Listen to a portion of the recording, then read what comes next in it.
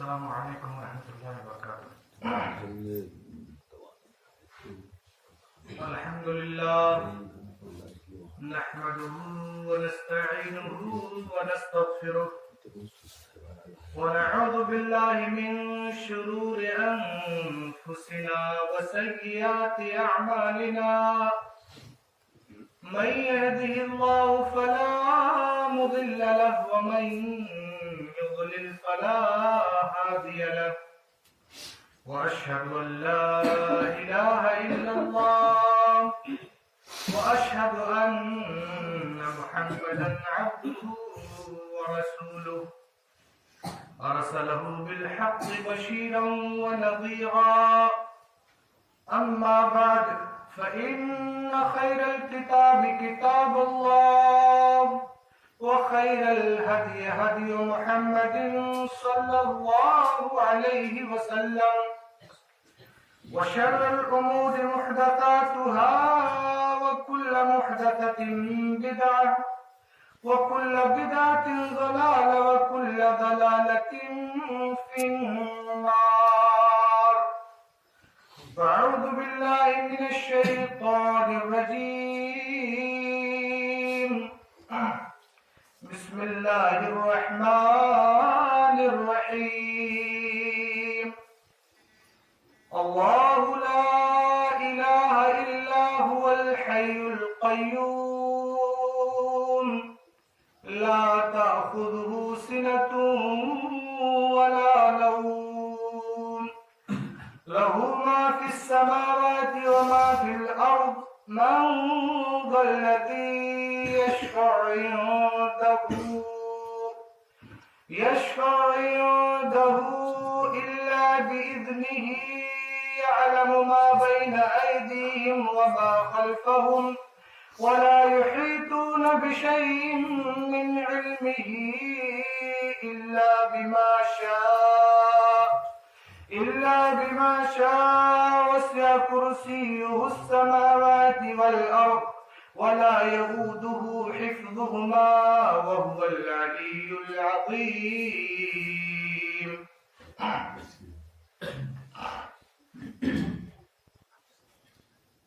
قابل قدر علماء کرام، سامعین اعظام، عزیز بچوں، نوجوان ساتھیوں اور گھروں میں سن رہی اسلامی ماں اور بہنوں، اللہ جل وعلا لائق حمد ہے، اس لیے میں اللہ سبحانہ وتعالی کی پاکی بیان کرتا ہوں اور درود و سلام کی حقیقی مستحق ذات حضرت محمد رسول اللہ صلی اللہ علیہ وسلم کی ذات مبارکہ مطہرہ ہے، اس لیے میں آپ صلی اللہ علیہ وسلم پر درود و سلام پیش کرتا ہوں صلی اللہ تعالی علیہ وآلہ وسلم۔ محترم حضرات، آپ نے ایک کے بعد دیگرے دو تقریریں سماعت فرمائی ہیں۔ اللہ تعالی خطبہ کرام کی تقریروں کا ہمیں عامل بنائے اور ہم سب کو اس دنیا میں صحیح ایمان اور عقیدے پر قائم رکھے۔ دراصل جس آیت کریمہ کی تلاوت کا شرف میں نے حاصل کیا ہے، یہ آیت آیت الکرسی کے نام سے جانی جاتی ہے، اور مجھے نہیں لگتا ہے کہ یہاں بیٹھے ہوئے کسی بھی فرد کو یہ آیت یاد نہ ہو۔ اس آیت کریمہ میں اللہ تعالی نے اپنا تعارف، اپنی پہچان بتلائی ہے جو ہم سب کو جاننا چاہیے۔ بڑی بنیادی بات ہے اللہ کی پہچان۔ یہی وہ بات تھی جس کو لے کر کم و بیش 1,24,000 انبیاء کرام اس کارگہ ہستی پر تشریف لائے۔ اللہ تعالیٰ نے قرآن میں اسی بابت اشارہ فرمایا ہے وَلَقَدْ بَعَثْنَا فِي كُلِّ أُمَّةٍ رَسُولًا أَنِ اعْبُدُوا اللَّهَ وَاجْتَنِبُوا الطَّاغُوتَ، ہم نے ہر امت میں ایک رسول بھیجا تاکہ لوگ اللہ کی عبادت کریں اور طاغوت یعنی شیطان کی بندگی سے بچیں۔ السلام علیکم۔ تو حضرات، انبیاء کرام کی آمد کا مقصد تھا کہ لوگوں کو اللہ کی عبادت سے جوڑا جائے، لوگوں کو اللہ رب العزت کا صحیح تعارف لوگوں کے سامنے پیش کیا جائے۔ آپ اگر دینی معلومات رکھتے ہوں گے تو آپ کو یہ معلوم ہوگا کہ سیدنا آدم علیہ الصلوۃ والتسلیم اور حضرت نوح کے بیچ میں تقریباً 1000 سال کا فاصلہ ہے۔ اس 1000 سال کے عرصے میں ظاہر سی بات ہے کہ اس دھرتی پر قتل بھی ہوا، زناکاریاں بھی ہوئی، جرائم بھی ہوئے، کرائم بھی ہوئے، فحشکاریاں بھی ہوئی، اخلاقی برائیاں بھی تھیں، رسوم اور رواج دانستہ غیر دانستہ طور پر کچھ نہ کچھ رہے ہوں گے، لیکن اللہ تعالیٰ نے کسی نبی کو، کسی رسول کو تب تک نہیں بھیجا جب تک اللہ کی عبادت میں دوسروں کو شریک نہیں کیا جانے لگا۔ تو حضرات، میں اس آیت کے حوالے سے اپنے اللہ کا، اپنے معبود کا، اپنے پرستار کا ایک تعارف پیش کرنا چاہتا ہوں۔ میں اپنے مالک سے دعا کرتا ہوں مولا کو مجھے صحیح بات کہنے کی اور ہم سبوں کو اس پر عمل کی توفیق بخشے۔ آپ قرآن مجید اٹھا کر دیکھیے، وہ کفار مکہ جہاں ہمارے نبی صلی اللہ علیہ وسلم تشریف لائے، خانہ کعبہ میں جنہوں نے 360 یا 65 بت رکھے ہوئے تھے، ہر بت کا ایک نام تھا۔ روزانہ خانہ کعبہ کے باب الرئیسی پر، مین گیٹ پر ایک بت کو نکال کر لوگوں کا کعبہ بنا لیتا، لوگ ہاتھ جوڑ کر اس سے وندنا کرتے، اس کی وندنا کرتے، پوجا کرتے، اپنی ضروریات پیش کرتے، اسے مشکل کشا تسلیم کرتے۔ وہی کفار مکہ جو معبودان باطلہ کی پرستش کرتے تھے، اللہ تعالیٰ نے ان کے عقیدے کے بارے میں قرآن میں فرمایا ہے، میرے پیغمبر لئن سألتهم من خلق السماوات والارض، اگر آپ ان کافروں سے سوال کریں، پوچھیں، دریافت کریں، من خلق السماوات، بلا ستون اور بلا کھمبوں کے آسمانوں کی تخلیق کس نے کی، والارض، زمینوں کو کس نے پیدا فرمایا، لَيَقُولُنَّ اللَّهُ، تو اے پیغمبر یہ کافر بھی کہیں گے کہ ان کا خالق، ان کو پیدا کرنے والا اللہ ہے۔ اس آیت کریمہ سے پتہ چلا کہ کفار مکہ بھی اللہ کو مانتے تھے، اللہ کی خلاقیت کو تسلیم کرتے تھے۔ قل من بیدہ ملکوت کل شیء، اے نبی آپ پوچھئے تمام چیزوں کی ملکیت کس کے قبضے کو رکھتے ہیں؟ کون ہے ساری دنیا کا مالک؟ وَمَن يُدَبِّرُ الْأَمْرَ، معاملات کی تدبیر کون کرتا ہے؟ نظام دنیا کو چلاتا کون ہے؟ آفتاب کو کون نکالتا ہے؟ تاریخ بھری رات کون لاتا ہے؟ ہواؤں کو کون چلاتا ہے؟ سانس کے بعد سانس کون عطا کرتا ہے؟ زندگی اور موت کا مالک کون ہے؟ لَيَقُولُنَّ اللَّهُ، قرآن کہتا ہے کہ یہ کافر جو 360 معبودوں کے پرستش کرنے والے ہیں، یہ ضرور اعتراف کریں گے، کہیں گے لَيَقُولُنَّ اللَّهُ، اللہ ہے ان کا خالق، اللہ ہے ان کا مالک، دنیا کے نظام کو چلانے والا، تدبیر کرنے والا اللہ ہے۔ پھر کیا وجہ ہوئی کہ اللہ نے انہیں کافر کہا؟ پھر کیا وجہ ہوئی کہ اللہ نے انہیں مشرک کہا؟ پھر کیا وجہ ہوئی کہ اللہ نے انہیں خالداً مخلداً فی النار کہا؟ میں آپ سے تھی کہ اللہ کو جہاں وہ خالق مانتے تھے، مدبر الامر تسلیم کرتے تھے، مالک مانتے تھے، وہی اللہ کا جو اصلی تعارف ہے، اصلی پہچان ہے، اسے نہیں تسلیم کرتے تھے۔ اللہ کی اصلی پہچان یہ ہے کہ اللہ معبود حقیقی ہے، جو اس آیت کے اول ٹکڑے میں بیان کیا گیا ہے۔ مولانا نے نماز کے تعلق سے بات کی اور وہ حدیث پڑھی کہ مذہب اسلام 5 کھمبوں پر قائم ہے۔ پہلا کھمبا کلمہ شہادت ہے، لا الہ الا اللہ محمد رسول اللہ کے اقرار ہے۔ اقرار بچوں، بزرگوں، جوانوں، اس کلمے کی حقیقت کو جانو۔ جب تک یہ کلمہ نہیں جانو گے، اللہ کی قسم صحیح ڈھنگ سے مسلمان نہیں بن سکتے۔ یہی وہ کلمہ تھا جس کی وجہ سے حضرت بلال رضی اللہ تعالیٰ عنہ کو تپتی اور چچلاتی ہوئی دھوپ میں لٹا دیا گیا۔ یہی وہ کلمہ تھا جس کو مان لینے کی وجہ سے حضرت عثمان رضی اللہ تعالیٰ عنہ کو چٹائی میں لپیٹ کر ان کے ناک میں دھواں دیا جاتا تھا۔ یہی وہ کلمہ تھا جس نے صحابہ کرام کے سینے پر بھاری بھرکم پتھروں کو رکھوا کر ہتھوڑوں کی بارش کروائی۔ اور یہی وہ کلمہ تھا جس کی ترویج اور تبلیغ کے لیے محمد رسول اللہ صلی اللہ علیہ وسلم کوہ صفا پر چڑھ کر لوگوں کو بلاتے ہیں، اے عبد مناف کے لوگوں، اے قریش کے لوگوں، اے بنی عبد المطلب، اے بنو ہاشم، آ جاؤ آ جاؤ۔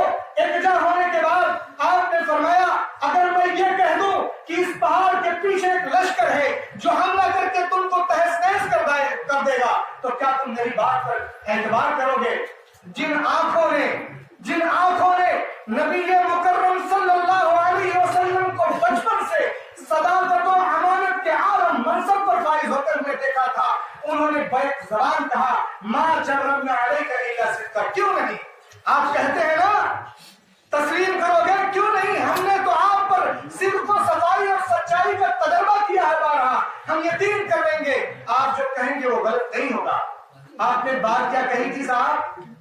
یا ایھا الناس قولوا لا الہ الا اللہ، اے لوگوں لا الہ الا اللہ کہہ لو، تفلحوا کامیاب ہو جاؤ گے۔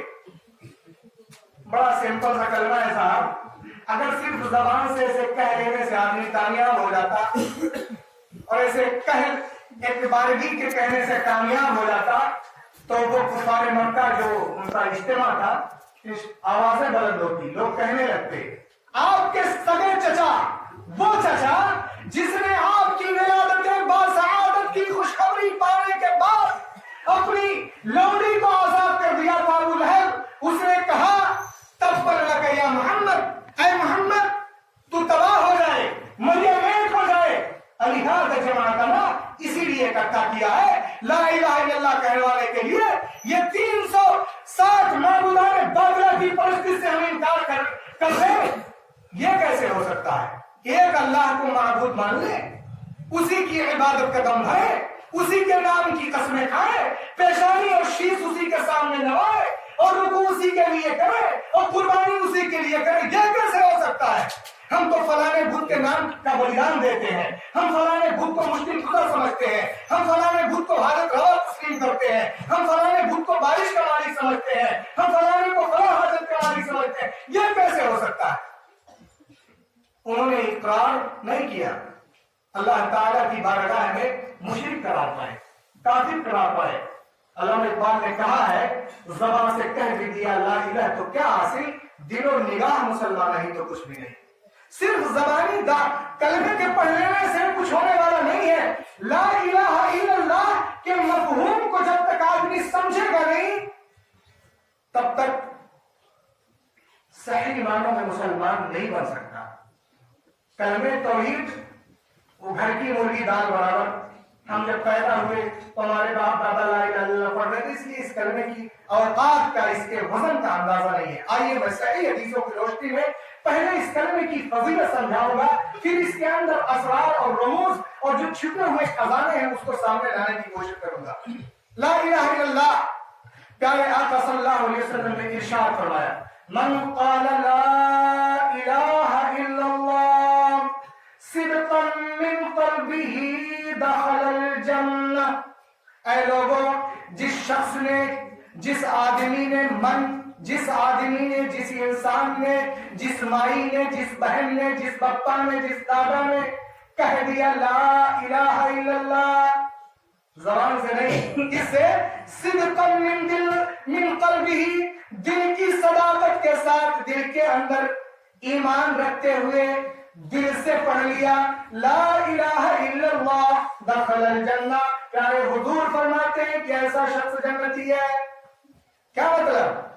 لا الہ الا اللہ جب کوئی پڑھے گا تو دنیا کی خدائی کا انکار کرنا پڑے گا، معبودان باطلہ کی عبادتوں کا انکار کرنا پڑے گا، اور لا الہ الا اللہ کے لیے، اس کی ترویج کے لیے، اس کی تبلیغ کے لیے، اس کلمے کی سچائی کے لیے اور اس کلمے کی پوترتا کے لیے، اس کے وزن اور قدر و قیمت کے لیے بسا اوقات اسے قربانیاں بھی دینی پڑیں گی، بسا اوقات اس کو خارزار وادیوں سے گزرنا بھی پڑے گا۔ اسی لیے پیارے حبیب نے اپنے ایک ساتھی کو نصیحت کرتے ہوئے حضرت معاذ بن جبل سے کہا تھا، اے معاذ بن جبل لا تشرک باللہ، جب لا الہ الا اللہ پڑھ لیا تو اللہ کے ساتھ شرک نہیں کرنا، اس کی عبادت میں کسی غیر کو شریک نہیں کرنا، ان قتلت او حرقت، چاہے تجھے انگاروں میں جلا دیا جائے، چاہے تیرے گوشت کی ٹکڑیاں کیوں نہ کر دی جائے، نہیں شرک کرنا۔ لا الہ الا اللہ صدقا من قلبہ، ایمان باللہ کا تقاضا کرتی ہے۔ لا الہ الا اللہ اللہ کے اوپر دृڑھ وشواس کا، مضبوط ایمان کا تقاضا کرتا ہے۔ جب کوئی اس کو دل کی صداقت سے پڑھتا ہے تو اس بات کا اقرار کرتا ہے کہ اے اللہ، تیرے علاوہ سچا معبود، سچا حاجت روا، سچا مشکل کشا، سچا غوث اعظم، سچا مشکل کشا، سچا گنج بخش تیرے علاوہ کوئی نہیں ہے، یہ اقرار کرتا ہے بندہ۔ اور اس کلمے کی فضیلت کے تعلق سے ایک بات یہ بھی بتا دوں، مولانا نیاز سلفی گورکھپوری رحمہ اللہ بیٹھے ہوئے ہیں، اکثر جگہوں پر میں نے آپ کی زبان سے وہ حدیث سنی، لَقِّنُوا مَوْتَاكُمْ بِكَلِمَةِ لَا إِلَٰهَ إِلَّا اللَّهِ، اپنے موتا کو کلمہ لا الہ الا اللہ کی تلقین کیا کرو۔ کیا مطلب ہے؟ مرنے والا بستر مرگ پر ہو، جاکنی کے عالم میں ہو، تو اسے لا الہ الا اللہ کی تلقین کا مطلب یہ کہ اس کے سامنے لا الہ الا اللہ پڑھو۔ کیوں؟ اس لیے کہ ہو سکتا ہے کہ تمہارے کلمہ پڑھنے سے اس کی زبان واہ ہو جائے اور وہ بھی لا الہ الا اللہ پڑھ لے۔ جب وہ مرتے مرتے لا الہ الا اللہ پڑھے گا، دربار رسول سے آواز آئے گی، من کانا آخر کلامہ لا الہ الا اللہ دخل الجنہ، جو شخص دنیا سے جاتے جاتے لا الہ الا اللہ پڑھتا چلا گیا ہو، اس کو جنت میں جانے سے کوئی چیز نہیں روک سکتی ہے۔ یہ اس کلمے کا وزن اللہ تعالیٰ نے آیت الکرسی میں اسی کلمے سے شروعات کی، اللہ لا الہ الا ہو، اللہ وہ ہے جس کے علاوہ کوئی معبود نہیں، پوجنے یوگ نہیں۔ بھئی اس اللہ کی پہچان آگے اللہ فرماتے ہیں، الحی القیوم، اللہ وہ ہے جو زندہ ہے، القیوم، اس کے متعدد معنی ہیں۔ میں قرآن پڑھ رہا تھا اور ایک لفظ مردوں کے تعلق سے قوام آیا، قوام، الرجال قوامون علی النساء، مرد عورتوں پر قوام ہیں، لوگ ترجمہ کرتے ہیں حاکم ہیں۔ قوام کا جو اصلی معنی ہے کسی چیز کو قائم کرنے والا، تھامنے والا، ڈھہنے سے بچانے والا۔ قوام اس میں مبالغہ ہے، عربی زبان میں مبالغہ کے اندر جو زیادتی ہوتی ہے وہ فاعلیت کے معنی میں ہوتی ہے، اور تفضیل کے اندر جو زیادتی ہوتی ہے اس میں کسی کا لحاظ نہیں ہوتا۔ اکبر، اللہ اتنا بڑا ہے کہ اس کے بڑائی کی کوئی انتہا نہیں۔ اللہ ایسا قیوم ہے، ایسا ہمیشہ رہنے والا، ایسا تھامنے والا، ایسا دنیا کو بچانے والا، ایسا انتظام کرنے والا کہ اس کے انتظام کرنے کی، اس کے بچانے کی، اس کے تھامنے کی جو صلاحیت ہے اس کی کوئی انتہا نہیں ہے، کوئی انتہا نہیں ہے، بے حد و حساب۔ هو الحی القیوم وہ اللہ زندہ ہے، ہمیشہ سے ہے، ہمیشہ رہے گا۔ اللہ تعالیٰ نے اسی آیت، بلکہ میں کہوں گا کہ علامہ ابن تیمیہ رحمۃ اللہ علیہ نے اس آیت کی بابت ارشاد فرمایا کہ اس آیت کریمہ میں اللہ رب العزت نے اسم اعظم کا ذکر فرمایا ہے۔ آپ نے سنا ہے دعا اسم اعظم؟ پیارے رسول صلی اللہ علیہ وسلم کو اپنی زندگی میں دعائے اسم اعظم یاد تھی۔ یہ ایسی دعا ہے جس دعا کو آدمی پڑھ لے تو اللہ تعالیٰ فوراً قبول کرتے ہیں۔ اور علامہ ابن تیمیہ رحمۃ اللہ علیہ نے الحی اور القیوم کی بابت ارشاد فرمایا ہے کہ الحی اور القیوم زیادہ گمان ہے کہ یہی اللہ کا اسم اعظم ہے، کیونکہ رسول کی دعاؤں میں ان دو کلمات کا بکثرت ذکر ملتا ہے۔ آپ فرماتے ہیں یا حی یا قیوم برحمتک استغیث، اے حی، اے زندہ و جاوید، اے مالک، اے زندہ و جاوید، اے ہمیشہ رہنے والے داتا، برحمتک استغیث، تیری رحمت کے ذریعہ سے میں تجھ سے استغاثہ کرتا ہوں۔ استغاثہ غوث کے معنی فریاد رس، فریاد کو پورا کرنے والا کون ہے؟ غوث اعظم استغاثہ کو سننے والا کون ہے؟ الحی القیوم۔ آج دنیا نے پتہ نہیں کن کو غوث اعظم بنا رکھا ہے۔ اللہ اکبر۔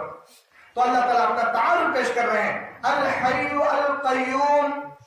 اللہ تعالیٰ نے دوسری آیت میں اس طرح فرمایا وَتَوَكَّلْ عَلَى الْحَيِّ الَّذِي لَا يَمُوتُ، اے بندے خدا، اے اللہ کے بندے، توکل کرنا ہے، بھروسہ رکھنا ہے، ایمان لانا ہے، وشواس جمانا ہے تو اس حی پر وشواس رکھ، لا یموت، جسے موت نہیں آتی اور نہ آئے گی۔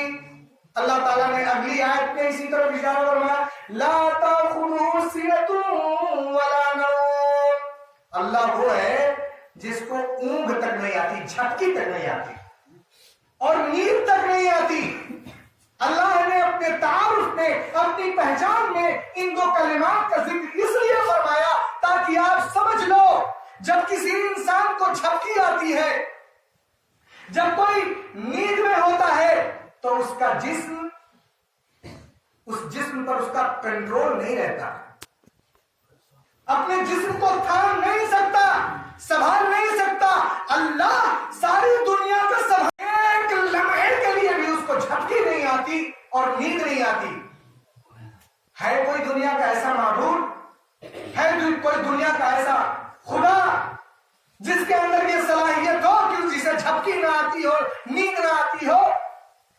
اللہ اکبر۔ ساری کائنات میں کوئی ایک بھی خدا ایسا آپ کو نہیں ملے گا جنہیں لوگوں نے خدا بنا رکھا ہے۔ بہرحال یہ آیت الکرسی ہے، اس کی اگلی آیتوں میں بڑھنے سے پہلے اس آیت کی بابت بھی کچھ آپ کو میں جانکاری دے دوں۔ آیت الکرسی کے بارے میں اللہ کے نبی صلی اللہ علیہ وسلم نے اپنے ایک ساتھی حضرت ابی ابن کعب رضی اللہ تعالی عنہ سے کہا ایو آیت من کتاب اللہ اعظم یا ابا المنذر، یہ حضرت ابی ابن کعب کی کنیت ہے، اے ابو المنذر ایو آیت من کتاب اللہ اعظم، کون سی وہ آیت ہے جو اللہ کے قرآن میں، اللہ کی کتاب میں سب سے اعظم ہے، سب سے عظمت والی ہے، سب سے منزلت والی ہے، سب سے قدر و قیمت والی ہے؟ تو انہوں نے کہا اللہ و رسولہ عالم۔ صحابہ کرام کی عادت تھی رسول صلی اللہ علیہ وسلم کے سوال پر وہ اکثر کہا کرتے تھے اللہ اور اس کا رسول بہتر جانتے ہیں، زیادہ جانتے ہیں۔ اگر وہ جانتے بھی تب بھی یہی جملہ کہتے۔ 3 بار حضور صلی اللہ علیہ وسلم نے اپنے ساتھی سے یہی سوال کیا ایو آیت من کتاب اللہ اعظم، اے ابو المنذر قرآن مجید کی کون سی آیت سب سے عظمت والی ہے؟ تو انہوں نے چوتھی بار کہا اللہ لا الہ الا هو الحی القیوم. پوری آیت پڑھی, پوری آیت کرسی پڑھی. اللہ کے نبی صلی اللہ علیہ وسلم نے ان کے سینے پر اپنے ہاتھ کو رکھا اور کہا اے ابو المنذر لِيَحْنِكَ الْعِلْمُ, تجھے تیرا علم مبارک ہو. یعنی بات تم نے صحیح کہی ہے. پورے قرآن کی سب سے عظمت والی آیت یہی آیت الکرسی ہے جس میں اللہ کا تعارف, اللہ کی پہچان بتلائی گئی ہے. اور یہ آیت الکرسی ایک اور اس کی فضیلت مجھے یاد آئی. آج ہمارے سماج کے اندر شرک کے نہ جانے کتنے چور دروازے ہیں, دانستہ غیر دانستہ طور پر ہم کرتے رہتے ہیں اور ہم جان نہیں پاتے. ایک مثال میں دیتا ہوں. ہماری ماں, ہماری بہنا اپنے بچے کو, اپنے ننھے معصوم لاڈلے کو نہلا دھلا کر سنوارتی سجاتی ہے اور اسے دیکھتی ہے. اس کی موہنی صورت جب اسے بھا جاتی ہے تو وہ ڈرتی ہے کہ کہیں کسی کی نظر بد ہمارے بچے کو لگ جائے. تو کیا کرتی ہے, غیروں سے آئی ہوئی ایک چیز جو شرک تک اسے پہنچاتی ہے, وہ اس کے ماتھے پر ایک کالا ٹیکا لگاتی ہے. یہ تصور کرتی ہے, یہ گمان رکھتی ہے کہ یہ ٹیکا اس کے بچے کو نظر بد سے بچائے گا.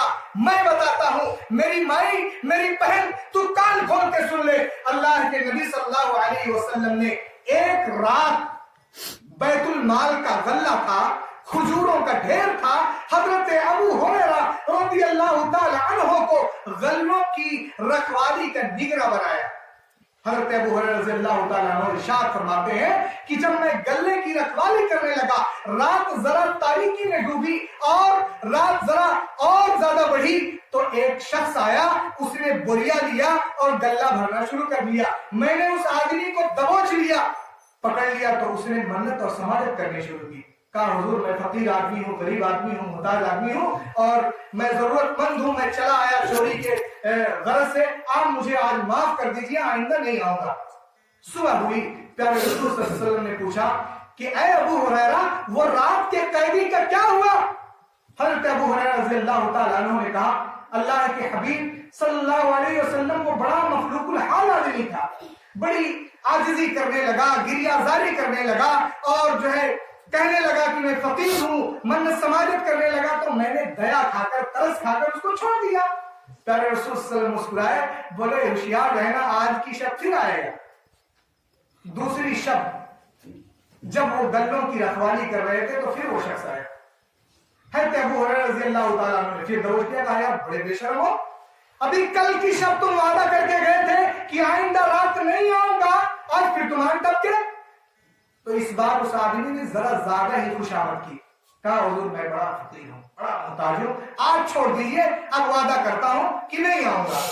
تیسری شب وہ پھر آیا اور تیسری شب جو حضرت ابو ہریرہ نے اس کو دبوچ لیا. کہا اب میں تجھ کو نہیں چھوڑوں گا, تجھے دربار رسالت میں جانا پڑے گا اور تجھے سزا دلواؤں گا.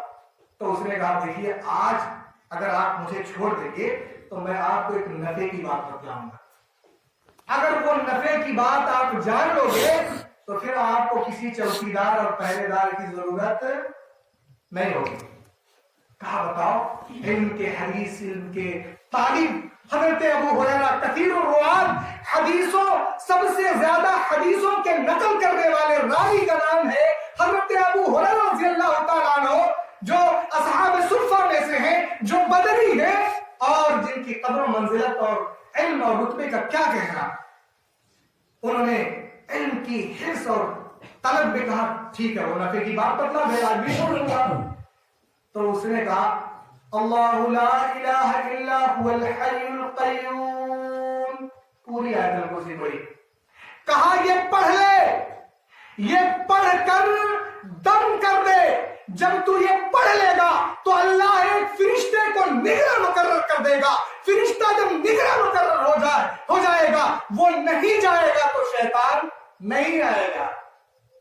شیطان سے بچانے والی ماں اپنے بچوں کو شیطانی وساوس سے, شیطانی فریبکاریوں سے, دجلکاریوں سے, نظر بد سے, ٹونے ٹٹکے سے, جادو سے بچانے کے لیے اگر تو ٹیکا لگاتی ہے تو تجھے اللہ نے آیت الکرسی عطا کی ہے, پڑھ کر اپنے نلے پر دم کر دے.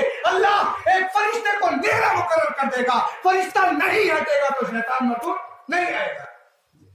یہ فضیلت آیت الکرسی کی. فرمایا اللہ لا الہ الا هو الحی القیوم. حضور صلی اللہ علیہ وسلم نے تیسری رات کے اس واقعے کے بعد حضرت ہریرہ سے پوچھا کہ وہ رات کی قیدی کا کیا ہوا؟ کہا حضور اس نے ایک نفع کی بات بتلائی، میں نے اسے چھوڑ دیا. کہا ابو ہریرہ جانتے ہو کون تھا؟ جانتے ہو کون تھا؟ کہا اللہ اس کے رسول زیادہ جانتے ہیں. کہا وہ ابلیس تھا. صدقہ و انکان کذوبا. ابلیس تھا، شیطان تھا، لیکن اس نے سچی بات بتلائی اگرچہ جھوٹا تھا. کبھی کبھی جھوٹا بھی سچ بولتا ہے. کہا وہ ابلیس تھا، شیطان تھا. شیطان نے آیت الکرسی پڑھ کے بتلائی کس کو؟ حضرت ابو ہریرہ رضی اللہ تعالیٰ عنہ. اتنی فضیلت والی آیت ہے جس کے اندر اللہ تعالیٰ نے پہلا کلمہ کیا ارشاد فرمایا؟ اللہ لا الہ الا ہو. اللہ وہ ہے جس کے علاوہ کوئی معبود حقیقی نہیں. اسی کلمے کے لیے تو دنیا میں جھگڑے ہیں، اسی کے لیے ہم کو مشق ستم بنایا جا رہا ہے، اسی کے پڑھنے کی وجہ سے آج ہم کو اقلیتی طبقہ کا نام دیا گیا ہے. ہاں صاحب، یہی وہ کلمہ ہے. اس کلمے کا پڑھنے والا مومن اس کی عظمت کو جان لے تو دنیا کی خدائی کو اپنے ٹھوکروں میں رکھے. وہ مجھے ایک شعر یاد آیا، یہ جو ابھی حالیہ شاعر انتقال کر گیا، کیا نام تھا؟ راحت اندوری. وہ کہتا تھا کہ یہ الگ بات ہے خاموش کھڑے رہتے ہیں، پھر بھی جو لوگ بڑے ہیں وہ بڑے رہتے ہیں. ایسے اسلاف سے ملتا ہے اپنا شجرا جن کے قدموں میں کئی تاج پڑے رہتے ہیں. لا الہ الا اللہ جب کوئی پڑھ کر اس پر عمل پیرا ہو جائے اور اس کی قیمت کا اسے اندازہ ہو جائے تو شاہانوں کے تاج کو اپنی ٹھوکروں کی زد میں رکھے گا. اتنا وزنی کلمہ ہے. دربار وہ الہی، اللہ کا دربار ہوگا. ایک شخص لایا جائے گا، اللہ کہے گا اے میرے بندے یہ تیرا دفتر ہے، یہ تیرا نام اعمال ہے جس میں گناہ ہی گناہ ہے، نیکی نظر نہیں آتی. تو اپنی کوئی نیکی یاد کر. میری رحمت اور مغفرت یہ ایک بہانہ چاہتی ہے. تو کوئی نیکی یاد کر دے، میں تجھے بخش دوں گا. کہے گا اللہ مجھ کو اپنی کوئی نیکی نہیں یاد آتی. اللہ کہیں گے میرے بندے یاد کر. کہے گا الہ مجھ کو کوئی نیکی نہیں یاد آتی. ایک رقعہ، ایک پرچہ نکلے گا جس میں لکھا ہوگا لا الہ الا اللہ. من قال لا الہ الا اللہ صدقا من قلبہ. اللہ کہیں گے میرے بندے تو نے اس کلمے کو سچے دل سے پڑھا تھا، لے اس کلمے کا وزن دیکھ لے. تر میزان عدل کے اندر گناہوں کا دفتر ایک طرف رکھ دیا گیا ہوگا، دوسرے پلڑے میں اللہ تعالیٰ اس رقعے کو رکھ دیں گے. حدیث نبوی بتاتی ہے کہ جس پلڑے میں لا الہ الا اللہ کا وہ کلمہ رکھ دیا جائے گا اس کے وزن سے وہ کلمہ جھک جائے گا، گناہوں کا دفتر اٹھ جائے گا. اللہ کہیں گے جا میں نے تجھ کو بخش دیا ہے. یہ ہے اس کلمے کی فضیلت. اور ہم اس کلمے کی قدر و قیمت نہیں سمجھتے. بچہ ذرا بولنے کے لائق ہوتا ہے تو موبائل میں میوزیکل گانے اور میوزک کی ٹاپ پر تھرکتی ہوئی ناگنیں، طوائفیں اور جسم کی نمائش کرنے والی مغربی تہذیب کی دلدادہ یہ عورتوں کے ٹھمکے وہ دیکھتا ہے. جب تم اسے ٹھمکے دکھاؤ گے تو وہ ناچنے والا نہیں ہوگا. جب بچپن سے تم اسے گانوں کی پریکٹس کراؤ گے تو اس کی زبان سے کلمے کے بجائے گانا نہیں نکلے گا.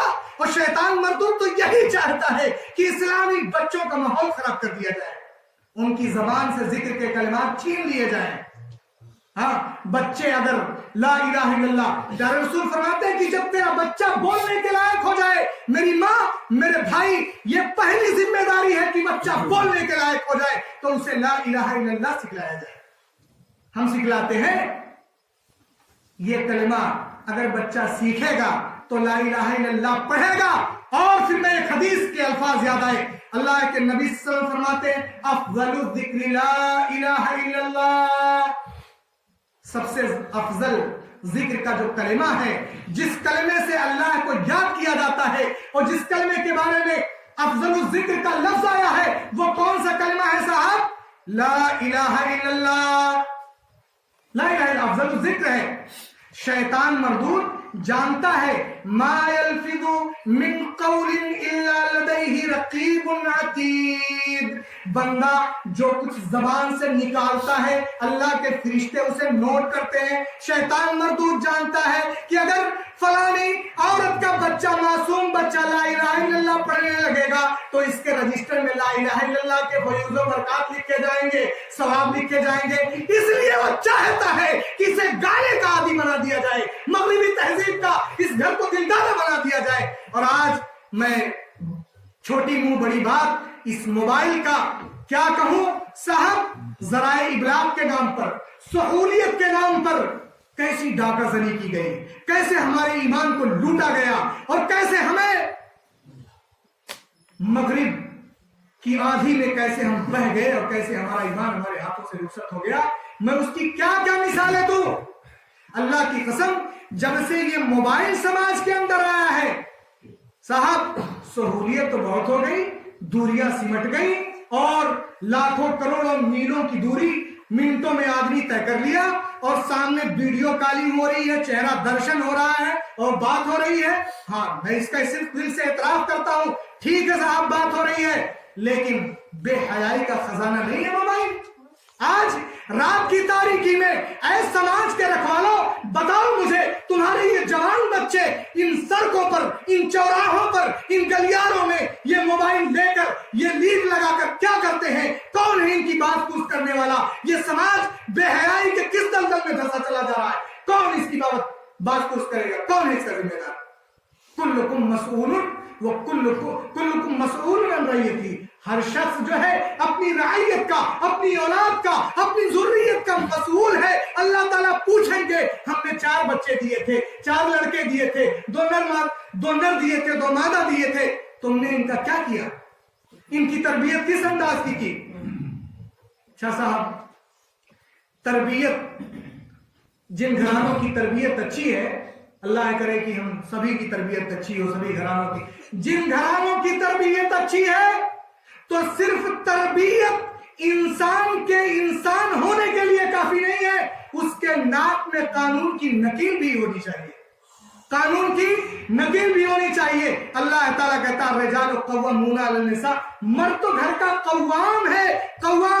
اس لیے باپوں سے خاص طور سے میں یہ گزارش کرتا ہوں کہ ان بچوں کے اٹھتے ہوئے بے حیائی کی طرف بڑھتے ہوئے قدموں کو روک لیجئے, ورنہ اللہ تعالیٰ نے ایک بار آپ سے کیوں کہہ دیا تو آپ کا بیڑا غرق ہو جائے گا. میں عرض کر رہا تھا کہ لا الہ الا اللہ یہ وہ کلمہ ہے جو گاڈ گفٹڈ ہے, ہمیں ملا ہے گاڈ کی طرف سے, اللہ کی طرف سے ہم کو ایسے مل گیا ہے جس کی قدر و قیمت کا اندازہ نہیں ہے. جب ہماری آنکھیں کھلی تو ہمارے باپ دادا یہ کلمہ پڑھ رہے تھے, ہم پڑھ رہے ہیں. ایک زمانہ ایسا آئے گا, نبی کریم صلی اللہ علیہ وسلم فرماتے ہیں کہ ایک زمانہ ایسا آئے گا کہ کچھ لوگ کلمہ طیبہ لا الہ الا اللہ پڑھیں گے لیکن وہ نہیں جانیں گے کہ یہ کیا ہے. ان سے کہا جائے گا یہ کیوں پڑھتے ہو؟ کہیں گے ہمیں نہیں معلوم, ہمارے باپ دادا پڑھتے تھے, سنتے آئے ہیں تو پڑھ رہے ہیں. صحابی رسول فرماتے ہیں کہ اللہ کے نبی پھر انہیں کلمہ پڑھنے سے کیا حاصل ہوگا؟ حضور نے اپنا چہرہ دوسری طرف گھما لیا. پھر صحابی رسول نے کہا اللہ کے نبی اس کلمے کے پڑھنے سے انہیں کیا حاصل ہوگا؟ حضور نے پھر چہرہ گھما لیا. پھر صحابی رسول نے کہا حضور اس کلمے سے پڑھنے سے ان کو کیا حاصل ہوگا؟ کہا ثقلت کا امت, تمہاری ماں تم کو گم کرے, یہ کلمہ ان کو عذاب جہنم سے بچائے گا. یہ لا الہ الا اللہ ان کو جنت میں داخلہ دلائے گا. اتنا وزنی, اتنا بھاری بھرکم یہ کلمہ ہے, اس کی قدر و قیمت کا ہمیں اندازہ نہیں ہے. کفار اس کی اہمیت جانتے تھے, وہ جانتے تھے کہ اس کے پڑھنے میں کیا برائی ہے. اگر ایک بار ہم اس کو زبان سے پڑھ لیں گے تو ساری خدائی کو لاکھ مارنا پڑے گا, سب کا انکار کرنا پڑے گا. ہم نے انکار تو کیا ہے مگر زبان سے یاد رکھیے, زبان سے کہہ بھی دیا لا الہ تو کیا حاصل؟ دل و نگاہ مسلمان نہیں تو کچھ بھی نہیں. ایمان دل کے اندر ہونا چاہیے, اللہ کی عظمت, اس کی محبت دل کے اندر ہونی چاہیے. جس بندے کے دل میں اللہ پر ایمان آ جاتا ہے پھر وہ بے خطر, بے خوف ہو جاتا ہے, نڈر اور بے باک ہو جاتا ہے. علامہ اقبال نے ایسے ایمان والوں کے لیے کہا تھا کہ काफिर है तो शमशीर पे करता है भरोसा, और मोमिन है तो बेतेग ही लड़ता है सिपाही। मोमिन की तलवार उसका ये कलमा है ला इलाहा इल्लल्लाह, मोमिन की तलवार कलमे शहादत है, मोमिन की तलवार उसकी नमाज है, मोमिन की तलवार उसकी इबादत है। इसलिए मेरे मुसलमान भाइयों, मैं बड़े जज्बाती अंदाज में इसलिए बोल रहा हूं कि वक्त वैसे भी हमें नसीब नहीं होता कि हम मिल बैठे। आज मौका है, दस्तूर है, और वलमा की का चेहरा देख रहा हूं, हमारे फाजिल उलमाए किराम मौजूद है, इसलिए मुझे कहने दिया जाए कि हम सब ने बुनियादी कलमे की हकीकत को जाना ही नहीं है। अल्लाह ताला हमें इस कलमे की गहराई, गिराई, सदाकत और सच्चाई को समझने की तौफीक दे, और इस पर ईमान लाने की, कमा हक़्क़हू ईमान लाने की तौफीक दे। इलाही, जिसमें जब तक कि मेरे जान रहे तुझ पे सदके तेरे महबूब पे कुर्बान रहे, कुछ रहे या न रहे, पर ये दुआ है कि अमीर नज़ा के वक्त सलामत मेरा ईमान रहे। आमीन। अस्सलामु अलैकुम व रहमतुल्लाहि व बरकातुहू।